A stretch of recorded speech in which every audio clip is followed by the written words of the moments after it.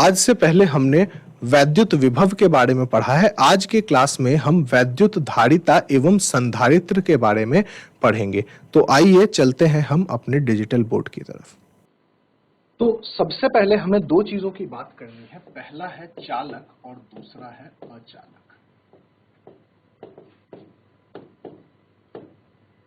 चालक आप लोगों को पता है, चालक कोई भी ऐसी वस्तु होती है जिसमें मुक्त इलेक्ट्रॉन होते हैं, इसके कारण यह वैद्युत चालकता कर पाता है। एवं अचालक कोई भी ऐसी वस्तु होती है जिसमें मुक्त इलेक्ट्रॉन नहीं होते हैं, जिसके कारण कि यह वैद्युत चालकता नहीं कर पाता है। इसमें इलेक्ट्रॉन जो है वो एक जगह से दूसरी जगह नहीं जा पाते हैं।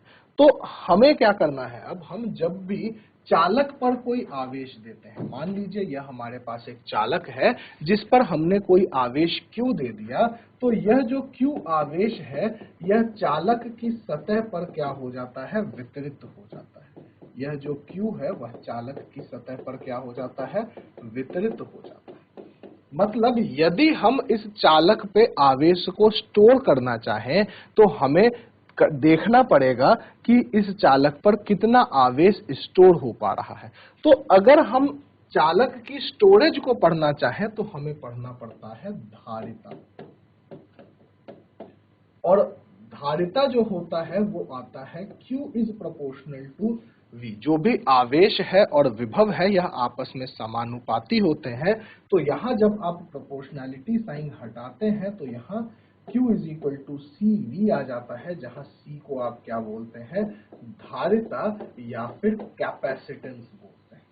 C को आप क्या बोलते हैं, धारिता या कैपेसिटेंस बोलते हैं। और C का जो SI मात्रक है वह SI मात्रक आपका फैराड कहलाता है।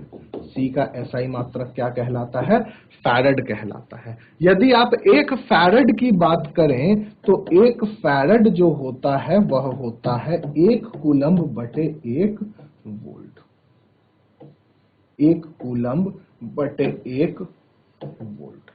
तो धारिता जो है वह बेसिकली हमें बतलाती है कि कोई भी जो हमारे पास वस्तु है उस पर आवेश कितना रह सकता है। अब हम देखते हैं कि यदि हमारे पास चालक और अचालक है ही जिसमें कि हम आवेश को क्या कर सकते हैं, रख सकते हैं, तो हमें एक नए डिवाइस, एक नए उपकरण संधारित्र की जरूरत क्यों पड़ी, कैपेसिटर की जरूरत क्यों पड़ी। हमारे पास पहले से कंडक्टर है तो हमें कैपेसिटर बनाने की जरूरत क्यों पड़ी। तो इसके कारण हम करते क्या है, हम एक गोलाकार चालक की धारिता निकाल लेते हैं। तो मान लीजिए कि यह हमारे पास एक क्या है, गोलाकार चालक है जिस पर आवेश क्या है, Q है।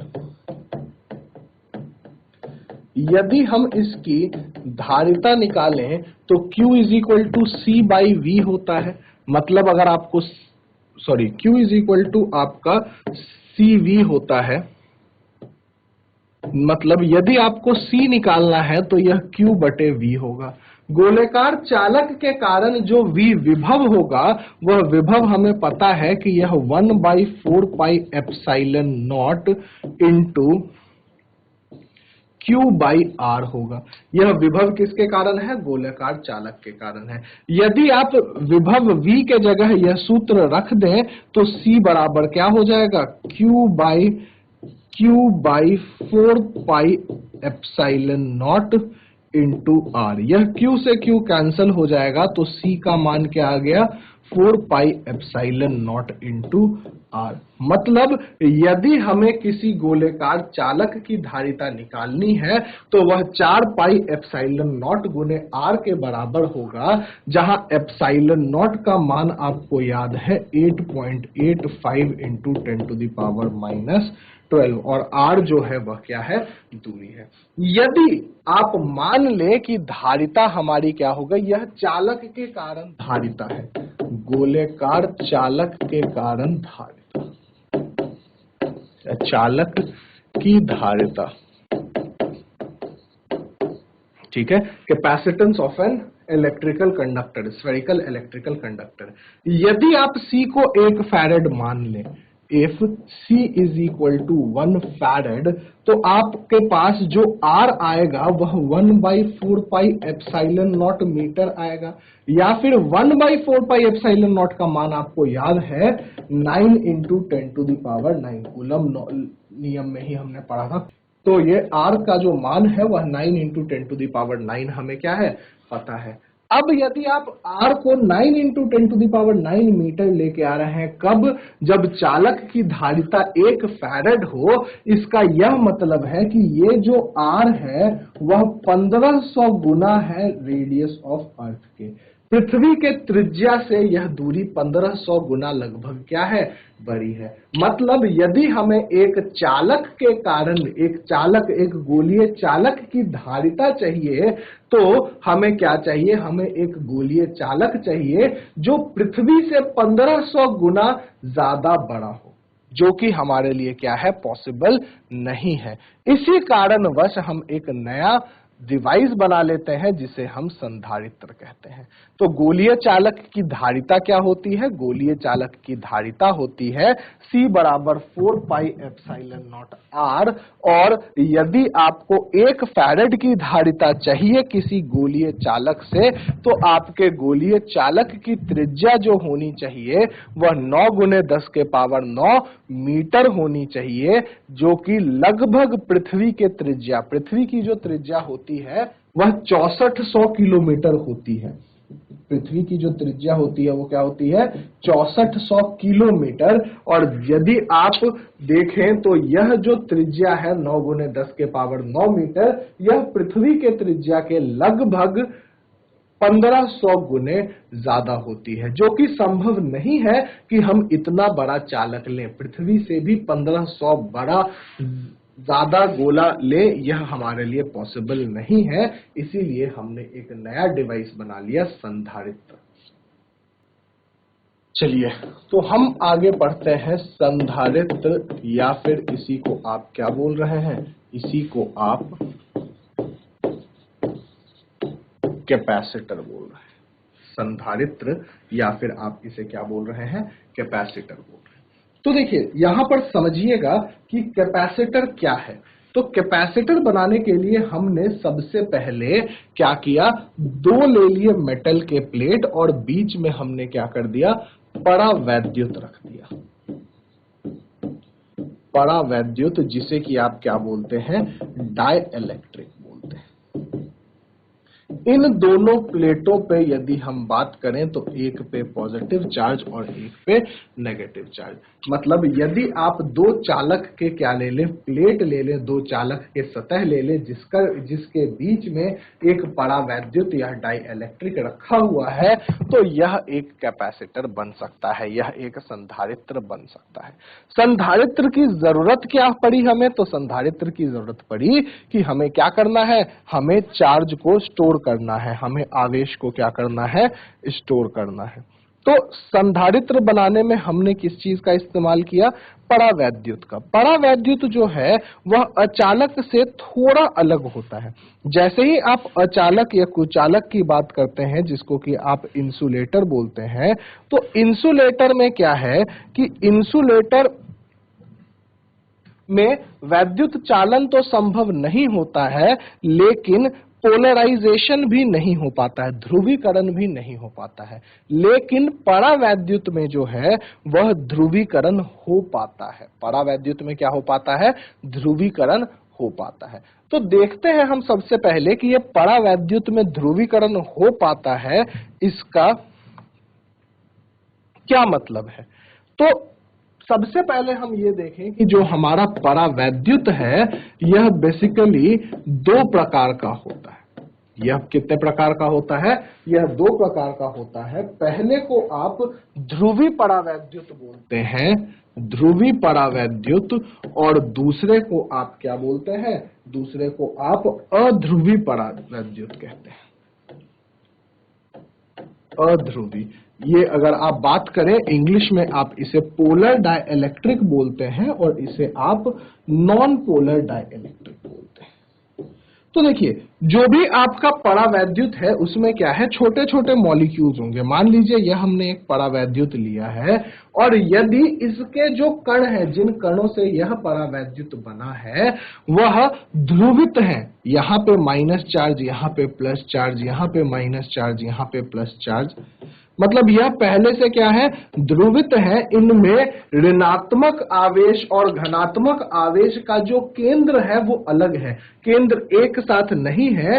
तो जिन कणों से यह परावैद्युत बना है वह क्या है, पहले से ही ध्रुवित है, जिसके कारण यह क्या कहला रहा है, ध्रुवित परावैद्युत कहला रहा है। ठीक है, ध्यान रखिएगा कि फाइनली यह परावैद्युत जो है वह ध्रुवित नहीं है। फाइनली इसमें क्या है, कोई भी जो आपका चार्ज है वो चार्ज क्या है, फाइनल चार्ज अपीयर या फाइनल डाइपोल मोमेंट अपीयर नहीं हो पा रहा है, फाइनल द्विध्रुव आघूर्ण अपीयर नहीं हो पा रहा है। लेकिन जिन चीजों से यह बना हुआ है वह सारे के सारे चीज क्या है, वह सारे के सारे चीज ध्रुवित है। ध्रुवित क्यों है, क्योंकि उनमें जो धनात्मक आवेश एवं ऋणात्मक आवेश का केंद्र है, वह दोनों केंद्र जो है वह आपस में मिलता नहीं है। यही अगर आप एक अध्रुवित परावैद्युत की बात करेंगे तो यहाँ पे जो केंद्र है ऋणात्मक एवं धनात्मक आवेश का, वह एक दूसरे से मिल जाता है। धनात्मक एवं ऋणात्मक आवेश का वह एक दूसरे से मिल जाता है, जिसके कारण यह क्या होता है, इसमें कोई भी ध्रुवीकरण नहीं है। हालांकि ध्रुवित परावैद्युत में भी पूर्णतः कोई भी ध्रुवीकरण नहीं है, लेकिन उनके जो कंस्टिट्यूएंट हैं, जिन चीजों से वो बना हुआ है, जिन मॉलिक्यूल्स की हम बात करते हैं, वह मॉलिक्यूल क्या होते हैं, वह मॉलिक्यूल ध्रुवित होते हैं। क्यों, क्योंकि उनमें धनात्मक एवं ऋणात्मक आवेशों का जो केंद्र होता है वह केंद्र आपस में नहीं मिलता है। जबकि नॉन पोलर डाइलेक्ट्रिक, जिसको कि आप अध्रुवी परावैद्युत कहते हैं, उसमें आपका धनात्मक एवं ऋणात्मक आवेशों का क्या होता है, केंद्र मिल जाता है। ठीक है, तो चलिए, तो ये हमारा परावैद्युत हो गया। अब परावैद्युत का क्या किया जा सकता है, ध्रुवीकरण किया जा सकता है, या फिर हम बोलें कि बाहरी वैद्युत क्षेत्र में यदि आप परावैद्युत को रखें तो उसका क्या व्यवहार होगा, यह व्यवहार हमें पढ़ना है। तो हम सबसे पहले क्या करते हैं, हम ध्रुवित परावैद्युत को ले लेते हैं। ये हमारे पास एक परावैद्युत है जिसको कि हमने क्या कर दिया, जिसको कि हमने बाहरी क्षेत्र में रख दिया। ठीक है, हमने इसे क्या किया, बाहरी क्षेत्र में, बाहरी वैद्युत क्षेत्र में रख दिया। जैसे ही हमने इसके बाहरी वैद्युत क्षेत्र में रखा तो यह सारे कणों के जो धनात्मक केंद्र हैं उन्हें अपने तरफ, अपनी दिशा में बल लगाएगा, एवं सारे कणों के जो ऋणात्मक केंद्र है उन पे क्या करेगा, उन पे अपनी विपरीत दिशा में बल लगाएगा, जिसके कारण यह सारे के सारे क्या हो जाएंगे, यह सारे के सारे एक ही दिशा में अलाइन हो जाएंगे, यह एक ही दिशा में आ जाएंगे, यहाँ पे माइनस और यहाँ पे प्लस, जिसके कारण इनमें क्या हो जाएगा, इनमें अपना एक द्विध्रुव आघूर्ण आ जाएगा, और यह क्या हो जाएगा, यह पूर्णतः ध्रुवित हो जाएगा। इसका हमने क्या कर दिया, पोलराइजेशन कर दिया, ध्रुवीकरण कर दिया। ठीक है, यही आप अध्रुवी परावैद्युत की बात करें, नॉन पोलर डाइलेक्ट्रिक की बात करें, तो यहाँ पे कुछ ऐसा था जिसमें धनात्मक एवं ऋणात्मक केंद्र क्या है, एक साथ है। यदि आप यहाँ पे आप क्या करें, बाहरी वैद्युत क्षेत्र लगा दें तो ये फिर से क्या करेगा, जो भी आपके धनात्मक केंद्र हैं उन पर क्या करेगा, उन पर अपनी दिशा में बल लगाएगा, जबकि जो ऋणात्मक केंद्र हैं उन पे अपनी विपरीत दिशा में बल लगाएगा, और यह भी क्या हो जाएगा, इसका भी पोलराइजेशन हो जाएगा, ध्रुवीकरण हो जाएगा, पोलराइजेशन ऑफ डाइलेक्ट्रिक।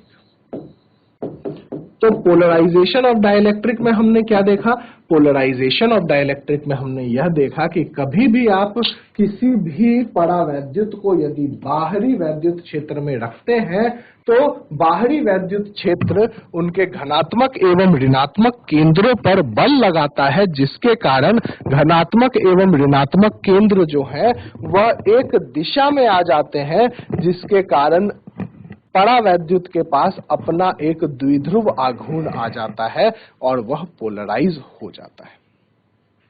तो संधारित्र में हम क्या करते हैं? संधारित्र में हम यही क्या करते हैं? यही परावैद्युत को दो कंडक्टर के बीच में रखते हैं। जो भी आपके दो कंडक्टर होते हैं उनके बीच में हम क्या रख देते हैं?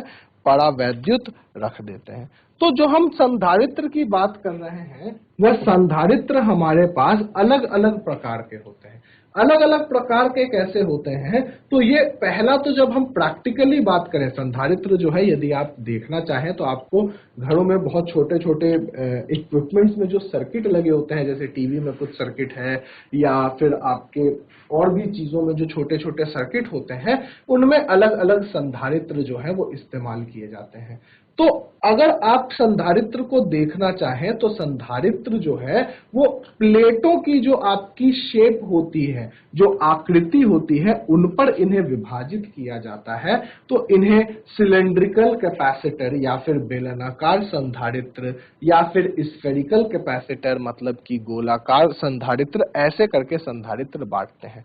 लेकिन हमारे लिए जो इम्पोर्टेंट है, हम जो संधारित्र पढ़ते हैं वह संधारित्र होता है पैरेलल प्लेट कैपेसिटर। जो संधारित्र की हम बात करेंगे वह संधारित्र क्या है? पैरेलल प्लेट कैपेसिटर है, जिसे आप समांतर पट्ट संधारित्र कहेंगे। तो हम आगे बढ़ते हैं अपने अगले टॉपिक पे, समांतर पट्ट संधारित्र। तो हेडिंग डाल लीजिएगा समांतर पट्ट संधारित्र, जिसको कि आप क्या बोल रहे हैं?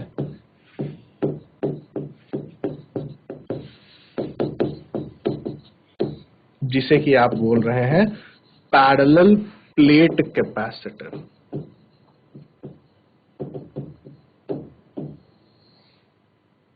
समांतर पट्ट संधारित्र या फिर पैरेलल प्लेट कैपेसिटर। तो जब आप पैरेलल प्लेट कैपेसिटर की बात करेंगे तो यह हमारा एक पैरेलल प्लेट कैपेसिटर होता है, समांतर पट्ट संधारित्र होता है, जिसके एक पट्ट पर पॉजिटिव धनात्मक आवेश होता है एवं दूसरे पट्ट पर नेगेटिव, दूसरे प्लेट पर नेगेटिव यानी ऋणात्मक आवेश होता है। यदि घनत्व की बात करें, आवेश घनत्व की बात करें, तो इस पे भी हम घनत्व को सिग्मा मानते हैं और नेगेटिव वाले पर भी क्या मानते हैं?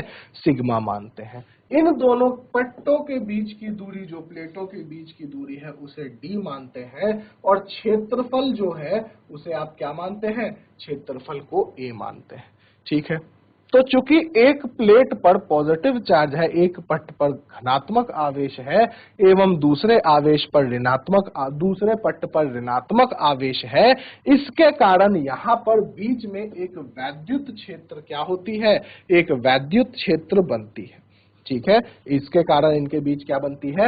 एक वैद्युत क्षेत्र बनती है। यदि आपको गॉस प्रमेय के अनुप्रयोग याद है तो हमने एक ऐसा ही चीज किया था कि यहाँ पर पहले प्लेट के कारण जो इलेक्ट्रिक फील्ड है वह E1 है और दूसरे प्लेट के कारण भी जो इलेक्ट्रिक फील्ड है वह E2 है। तो दोनों पट्टों के बीच में जो वैद्युत क्षेत्र होगा वह E1 प्लस E2 होगा, मतलब sigma 1/2 epsilon not plus sigma 2/2 epsilon not होगा। चूंकि यहाँ सिग्मा 1 बराबर सिग्मा 2 बराबर सिग्मा है, हमने पहले ही देखा है कि जो आवेश घनत्व है वह क्या है? दोनों ही पट्टों पर समान है।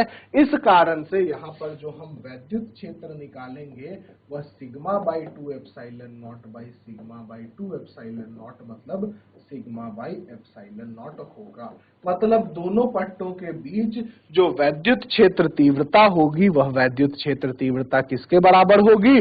वह वैद्युत क्षेत्र तीव्रता सिग्मा बटे एप्सिलॉन नॉट के बराबर होगी। अब यदि हमें बात किया जाए धारिता निकालने की, यदि आप क्या निकालें, धारिता निकालें, तो धारिता का सूत्र आपको पता है Q is equal to CV होता है, तो C बराबर Q बटे V होगा।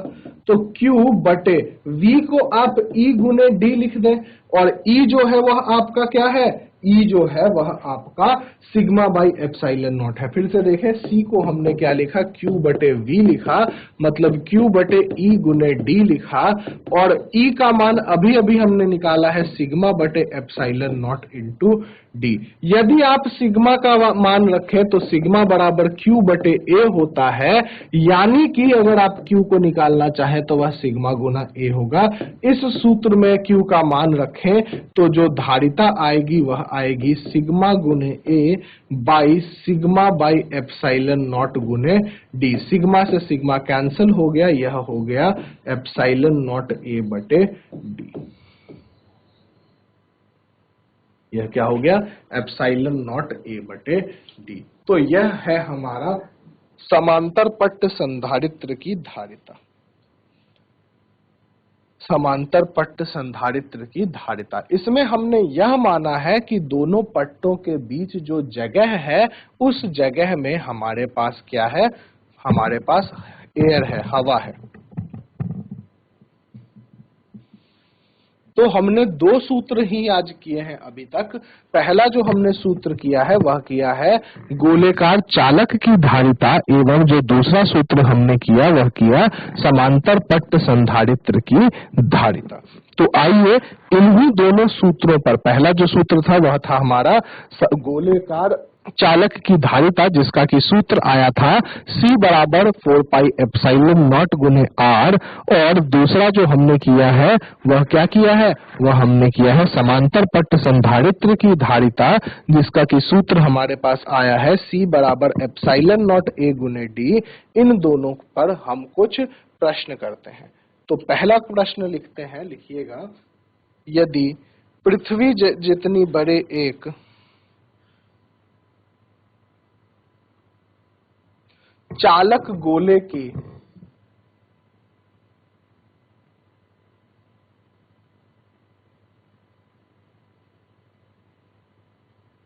जितनी एक बड़े चालक गोले की धारिता निकालें। यदि हटा देंगे, पहले क्वेश्चन यही लिख लेंगे, पृथ्वी जितने बड़े एक चालक गोले की धारिता निकालें। प्रश्न फिर से सुन लीजिएगा, पृथ्वी जितनी बड़े एक चालक गोले की धारिता निकालें।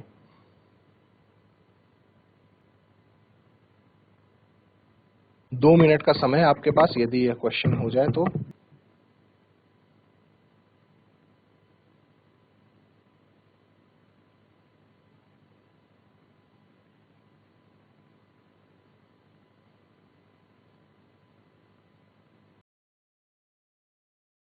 चलिए, तो हमें बोला जा रहा है कि यदि हम पृथ्वी जितने बड़े एक गोले को मान ले तो यह गोला है, और यदि हम पृथ्वी की बात करें तो हमें रेडियस ऑफ अर्थ जो है, पृथ्वी की त्रिज्या याद है 6400 किलोमीटर। ठीक है, 6400 किलोमीटर हमारी क्या है, त्रिज्या है पृथ्वी की। तो क्योंकि यह गोलाकार चालक हमने माना है, और गोलेकार चालक की जो धारिता है वह क्या होती है, 4 पाई एप्सिलॉन नॉट गुने R। यदि आप R की बात करें तो R यहाँ 6400 किलोमीटर है, या फिर 6400 गुने 1000 मीटर है, या फिर आप लिखना चाहें तो 64 गुने 10 के पावर 5 मीटर है, या फिर 6.4 गुने 10 के पावर 6 मीटर है। यह क्या हो गई, हमारी त्रिज्या हो गई। अब यदि आपको C निकालना है तो C का मान है 4 पाई एप्सिलॉन नॉट गुने R का मान रखेंगे 6.4 into 10 to the power 6 metre. 1/4 pi epsilon naught का मान हमने याद कर रखा है 9 गुने 10 के पावर 9। तो यदि हम इसे क्या कर दें, क्रॉस मल्टीप्लाई कर दें, तो क्योंकि 9.9 के पावर 9 के नीचे कुछ भी, 9 गुने 10 के पावर 9 के नीचे कुछ भी नहीं है, तो हम इसे क्या कर सकते हैं, हम इसे 1 मान सकते हैं। तो यह क्या आ जाएगा, 4 पाई एप्सिलॉन नॉट बराबर 1/9 गुने 10 के पावर 9। 4 पाई एप्सिलॉन नॉट की जगह आप क्या रखेंगे, 1/9 गुने 10 के पावर 9 गुने 6.4 गुने 10 के पावर 6। यदि आप इसको सॉल्व करेंगे तो यह लगभग आपका 711 माइक्रोफैरड आता है। यह आपका क्या आता है? 711 माइक्रोफैरड। तो आप खुद सोचें कि एक फैरड जो है वो कितनी बड़ी यूनिट है कि यदि आप एक चालक के धारिता को निकालना चाहें, जो चालक क्या है, पृथ्वी जितना बड़ा है, तो भी धारिता जो है वो मात्र 711 माइक्रोफैरड। 711 माइक्रोफैरड एक बहुत छोटी संख्या है। 711 माइक्रोफैरड कहने का मतलब है 711 गुने 10 के पावर -6 फैरड। मतलब यदि आप इसको दशमलव में लिखेंगे तो यह 0.0000711 फैरड है। मतलब देखिए कि यदि आप पृथ्वी जितना बड़ा चालक लेंगे तो भी उसकी धारिता जो है वो इतनी छोटी है, 0.0000711 फैरड। तो ये चीज हम डायरेक्ट याद भी रख सकते हैं। एग्जाम में कभी कभी पूछा जाता है कि पृथ्वी जितने बड़े चालक की धारिता कितनी होगी, तो पृथ्वी जितने बड़े चालक की धारिता जो होती है वह 711 माइक्रोफैरड होती है। ठीक है। दूसरी चीज कि भाई एक फैरड यदि बनाना हो तो कितनी बड़े हो जाते हैं, तो लगभग पृथ्वी से 1500 गुना ज्यादा त्रिज्या की जब हम बात करेंगे तो एक फैरड क्या होता है? एक फैरड धारिता आती है।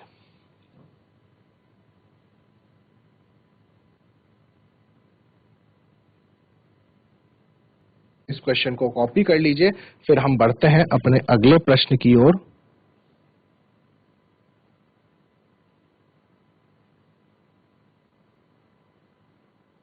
चलिए, तो अगला प्रश्न लिखते हैं, किसी चालक को 500 माइक्रोकूलम आवेश देने पर, किसी चालक को 500 माइक्रोकूलम आवेश देने पर, किसी चालक को 500 माइक्रोकूलम आवेश देने पर विभव में 250 वोल्ट की वृद्धि होती है। किसी चालक पे 500 माइक्रोकूलम आवेश देने पर विभव में 250 वोल्ट की वृद्धि होती है। धारिता ज्ञात करें। धारिता ज्ञात करें।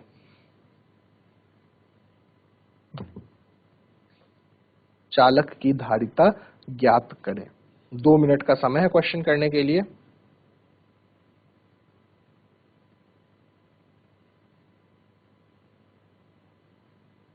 चलिए, तो हमें सवाल में प्रश्न में 2 चीजें दी गई हैं। आवेश दिया गया है 500 माइक्रोकूलम, तो Q का मान कितना है? 500 माइक्रोकूलम, मतलब 500 गुने 10 के पावर -6 कूलम। और दूसरी चीज हमें दी गई है कि ऐसा करने पर विभव हो जाता है 250 वोल्ट, मतलब विभव का मान दिया गया है 250 वोल्ट। यदि आप धारिता निकालें तो धारिता बराबर Q बटे V, मतलब 500 गुने 10 के पावर -6 बटे 250। 250 से 500 2 बार में चला जाएगा, तो इसका उत्तर जो आएगा वह 2 गुने 10 के पावर -6 फैरड, या फिर इसी को आप 2 माइक्रो फैरड कह सकते हैं। इसी को आप 2 माइक्रो फैरड कह सकते हैं।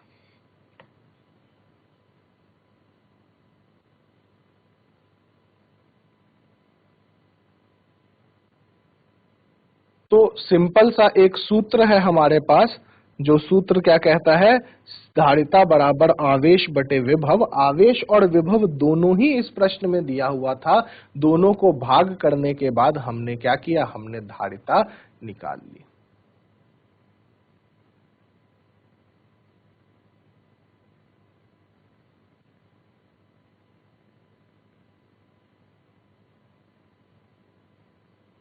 इस क्वेश्चन को कॉपी कर लीजिएगा, जिसके बाद कि हम अपने अगले प्रश्न पर बढ़ेंगे।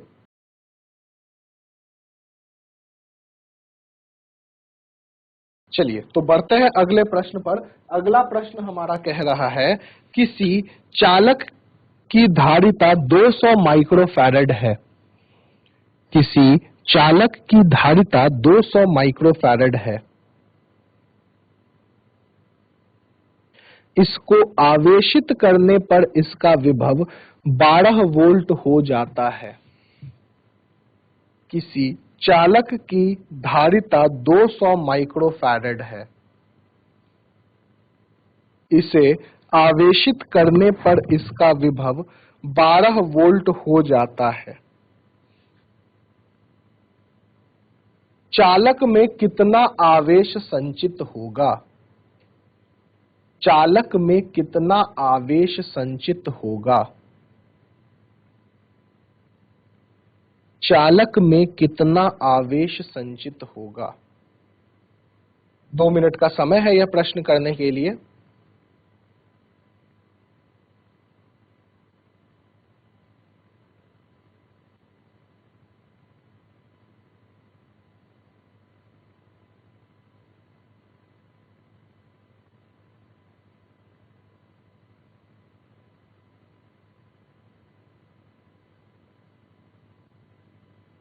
चलिए, तो इस प्रश्न में भी हमें दो चीजें दी गई हैं। सबसे पहले हमें धारिता दी गई है 200 माइक्रोफैरड। सबसे पहले हमें धारिता दी गई है 200 माइक्रोफैरड एवं बोला गया है कि इसका विभव 12 वोल्ट है। तो विभव की बात करें तो विभव 12 वोल्ट है। निकालना हमें आवेश है और आवेश का सूत्र हमें पता है Q बराबर C गुने V। यदि C का मान रख दे तो यह क्या हो जाएगा 200 गुने 10 के पावर -6 फैरेड गुने विभव जो होगा वह 12 वोल्ट होगा। यदि ये देखें तो यह आ रहा है आपका 2400 माइक्रो कूलम। आवेश जो आ रहा है वह क्या आ रहा है 2400 माइक्रो कूलम। तो फिर से वही सूत्र हमें रखना था। उसी सूत्र में दो चीजों की वैल्यू, जो हमारा सूत्र है धारिता बराबर आवेश बटे विभव, उसी सूत्र में हमें मान रखना है और मान रखने के बाद हमारे पास आवेश की जो वैल्यू है वो कैलकुलेट हो गई।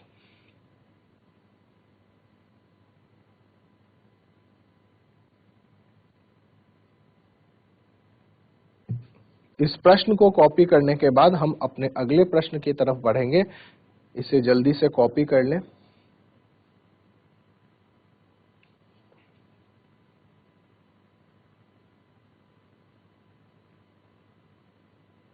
चलिए, तो अगला प्रश्न लिखते हैं। किसी चालक की धारिता 2.5 माइक्रोफैरड है। किसी चालक की धारिता 2.5 माइक्रोफैरड है। इसे 6.25 माइक्रोकूलम आवेश दिया जाता है। इसे 6.25 माइक्रोकूलम आवेश दिया जाता है। इसे 6.25 माइक्रोकूलम आवेश दिया जाता है। उसके विभव में कितनी वृद्धि होगी? चलिए, तो इस प्रश्न में हमें दो चीज दी हुई है। सबसे पहला हमें आवेश दिया हुआ है 6.25 माइक्रोकूलम। 6.25 माइक्रोकूलम का मतलब है 6.25 गुने 10 के पावर -6 कूलम। और दूसरा जो है वह हमें दिया हुआ है धारिता। तो C का मान है 2.5 माइक्रोफैरड, मतलब 2.5 गुने 10 के पावर -6 फैरड। निकालना क्या है हमें विभव। तो विभव बराबर क्या हो जाता है Q बटे C, और Q का मान हम रखें तो 6.25 गुने 10 के पावर -6 बटे 2.5 गुने 10 के पावर -6। -6 से -6 कट गया, यह जो है वह 2.5 बार में जाएगा। तो विभव का जो मान है वह 2.5 वोल्ट होगा। विभव का मान 2.5 वोल्ट होगा।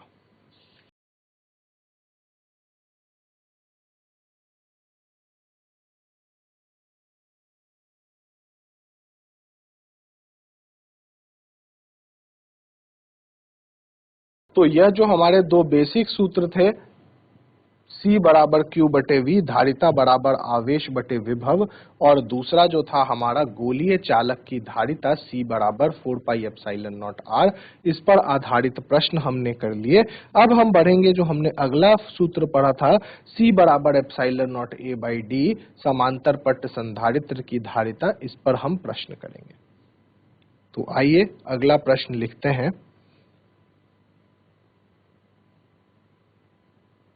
देखिएगा, एक समांतर पट्ट संधारित्र की प्रत्येक प्लेट की माप, एक समांतर पट्ट संधारित्र के प्रत्येक प्लेट की माप 100 सेंटीमीटर गुने 100 सेंटीमीटर है। एक समांतर पट्ट संधारित्र की प्रत्येक प्लेट की माप 100 सेंटीमीटर गुने 100 सेंटीमीटर है।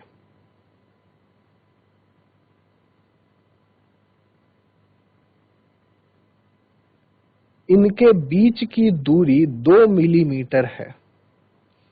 इनके बीच की दूरी 2 मिलीमीटर है। इनके बीच की दूरी 2 मिलीमीटर है। संधारित्र की धारिता ज्ञात करें। संधारित्र की धारिता ज्ञात करें। संधारित्र की धारिता ज्ञात करें।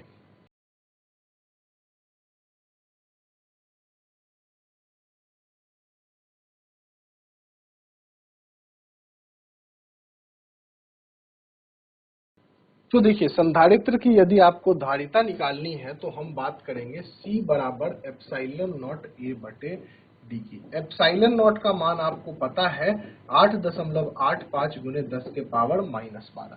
क्षेत्रफल जो है वह 100 सेंटीमीटर गुने 100 सेंटीमीटर दिया हुआ है, मतलब 10 के पावर 4 सेंटीमीटर स्क्वायर दिया हुआ है, जिसको कि आप यदि मीटर स्क्वायर में बदलें तो 10 के पावर -4 से गुना कर देंगे तो यह क्या हो जाएगा, यह मीटर स्क्वायर हो जाएगा। 10 के पावर 4 गुने 10 के पावर -4 मीटर स्क्वायर हो जाएगा, जिसके कारण आप क्या कर देंगे, जिसके कारण आप इसे 1 मीटर स्क्वायर लिख देंगे। और यदि आप D का मान निकालें तो D का मान 2 मिलीमीटर है, जिसे कि आप क्या लिख सकते हैं, 2 गुने 10 के पावर -3 मीटर। ऐसा ही मात्रक में वैल्यू रखना जरूरी है, इस कारण से हमने यहाँ 1 लिख दिया और यहाँ हमने क्या लिख दिया, 2 बटे 10 के पावर -3। यह 10 के पावर -3 ऊपर चला जाएगा तो +3 हो जाएगा और यह बचेगा 4.425, क्योंकि नीचे 2 से हम इसे भाग देंगे तो 4.425 गुने 10 के पावर -9। क्या निकाला हमने, धारिता निकाली, तो ऐसा यूनिट इसकी क्या हो गई, फैराड। तो प्रश्न आप देख रहे हैं बिल्कुल क्या होता है, बिल्कुल आपका आसान होता है। यदि आपको सूत्र याद है तो उन्हीं सूत्र में आपको क्या रख देनी है, वैल्यू रख देनी है और आपका प्रश्न क्या हो जाएगा, सॉल्व हो जाएगा।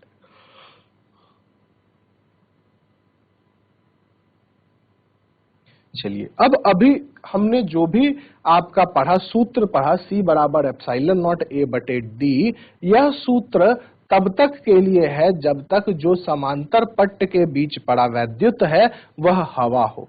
वह क्या हो, हवा हो, एयर हो या वैक्यूम हो। लेकिन यदि हमने परावैद्युत को बदल दिया तो क्या इसके संधारित्र पर कोई प्रभाव पड़ेगा? तो हाँ, यदि हम पूर्णतया बीच के जगह को क्या कर दें, परावैद्युत बदल दें। ठीक है, मान लीजिए कि यहाँ पे हमारे पास क्या है, 2 पट्ट है जिसके बीच पहले क्या था, हवा था, तो इसकी जो आपकी धारिता थी वह C बराबर एप्सिलॉन नॉट A बटे D थी। लेकिन जैसे ही हमने इसमें क्या कर दिया, इसमें दूसरी एक परावैद्युतांक की परावैद्युत रख दिया जिसका परावैद्युतांक K है। तो अब यहाँ पे C का जो मान हो जाएगा वह हो जाएगा K गुणे एप्सिलॉन नॉट A बटे D, या फिर यदि आप इसे C नॉट बोलेंगे तो आप इसे K गुणे C नॉट भी बोल सकते हैं। मतलब परावैद्युतांक यदि आप डालेंगे तो धारिता जो है वह क्या हो जाएगी, बढ़ जाएगी।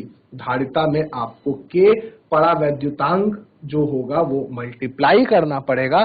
K यहाँ ध्यान दीजिएगा, K का मान यहाँ 9 गुने 10 के पावर 9 नहीं है। K जो है वह 9 गुने 10 के पावर 9 नहीं है। यह क्या होगा, यह जो बीच का माध्यम है इसके बीच की परावैद्युतांक होगी। इसके बीच की क्या होगी, इसके बीच की परावैद्युतांक होगी। K यहाँ पे 9 गुने 10 के पावर 9 नहीं रखेंगे, K का मान यहाँ 9 गुने 10 के पावर नहीं है।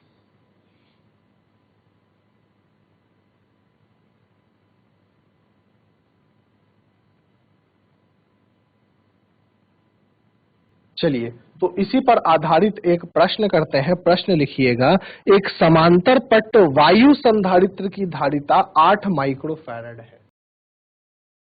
एक समांतर पट्ट वायु संधारित्र की धारिता 8 माइक्रोफैरड है। एक समांतर पट्ट वायु संधारित्र की धारिता 8 माइक्रोफैरड है। मतलब हम देखें अगर तो हमें यहाँ पे C नॉट का मान दिया हुआ है 8 माइक्रोफैरड। यह कब, जब समांतर पट्टों के बीच क्या हो, वायु हो। यदि इसके प्लेट के बीच की दूरी आधी कर दी जाए, यदि इसके प्लेट के बीच की दूरी आधी कर दी जाए, यदि इसके प्लेट के बीच की दूरी आधी कर दी जाए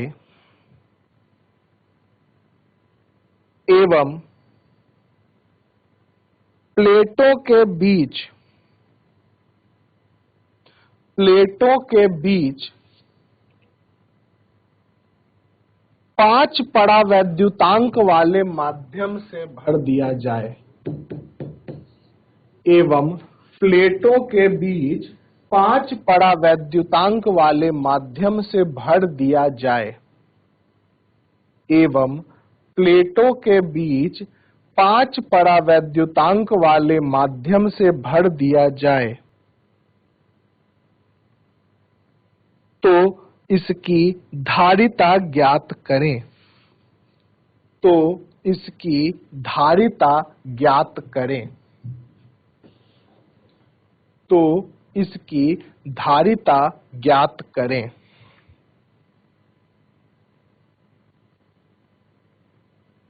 तो इसकी धारिता ज्ञात करें।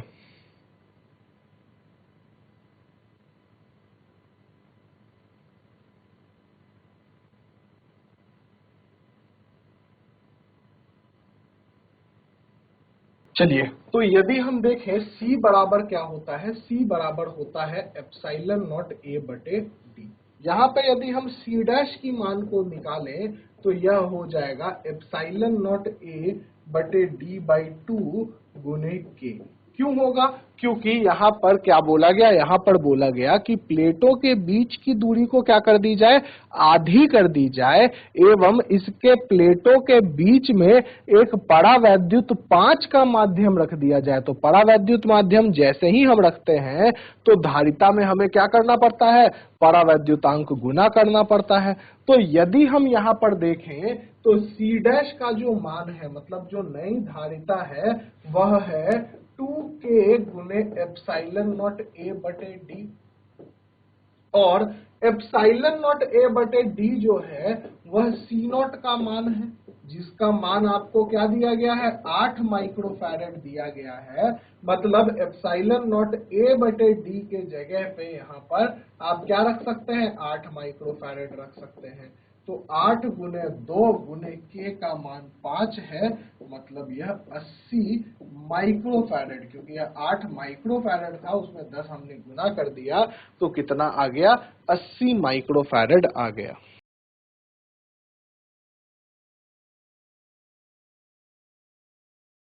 तो यहाँ पे यह ध्यान देना था कि जो भी आपकी संधारित्र है उसके समांतर पट्टों के बीच की दूरी को क्या कर दी गई थी, आधी कर दी गई थी, एवं 5 परावैद्युतांक का एक माध्यम जो है वो बीच में लगा दिया गया था, बीच में लाया गया था, जिसके कारण जो धारिता है उसमें 10 गुना बदलाव आया। 2 गुना किसके कारण आया, आधे कर देने के कारण, एवं 5 गुना जो आया वह किसके कारण आया, परावैद्युत माध्यम बदलने के कारण। तो C' का जो मान है वह C' का मान कितना हो जाएगा, 80 माइक्रोफैरड हो जाएगा।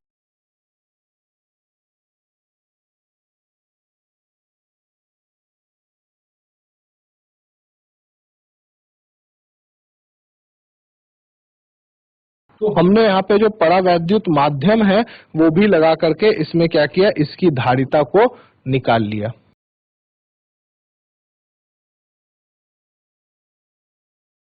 तो आज के क्लास में हमने परावैद्युत माध्यम और धारिता एवं संधारित्र के बारे में पढ़ा। आगे हम अभी संधारित्र की पढ़ाई अपनी जारी रखेंगे अगले क्लास में। आज के लिए बस इतना ही।